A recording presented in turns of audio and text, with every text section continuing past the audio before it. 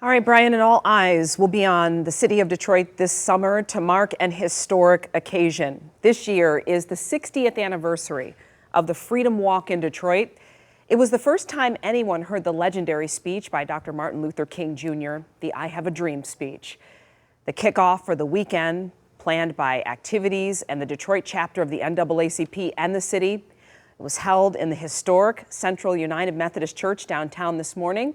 What an honor to be there and watch it unfold.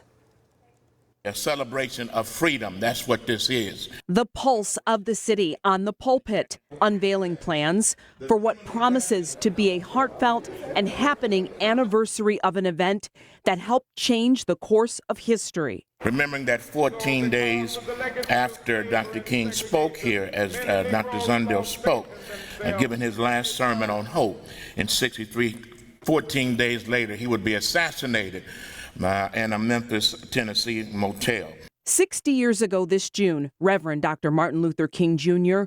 would lead an incredible group of about 25,000 people to Cobo Hall, alongside Reverend C.L. Franklin, who invited him, then UAW President Walter Reuther, and many more, with a message about equality that he saw in his dreams. So because of the legacy of slavery and it would be the first time the world would hear Dr. King's famous I Have a Dream speech, words now synonymous with his name when we speak of him, and a message future generations need to grasp hold of. Millennials get a bad rap. Gen Z, we get a bad rap because oftentimes we forget about what happened before us. You heard the term, oh, that's ancient history. Today we're here talking about history and hope.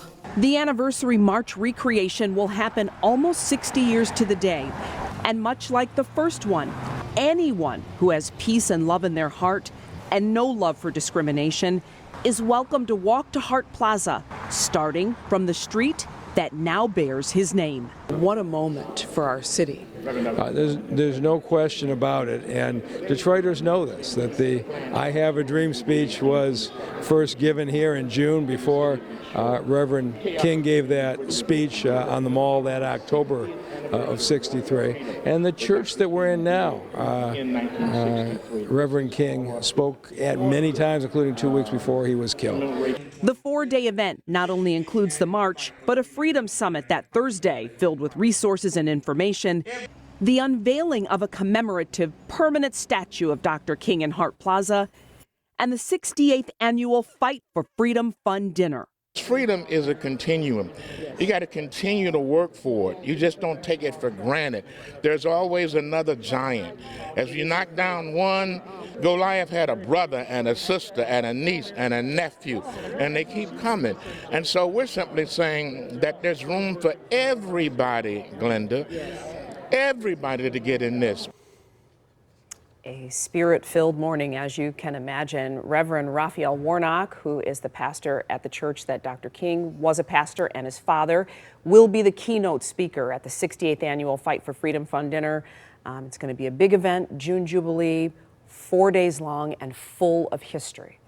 Important history. Yes. To not just the country, but here in Detroit as well. Yeah. Thank you, Brian. Yep. Thank you. We'll be covering the details of the event from the Freedom Walk all day on June 24th. Stay with us as we bring you all of the coverage, both on air and online. WXYZ.com.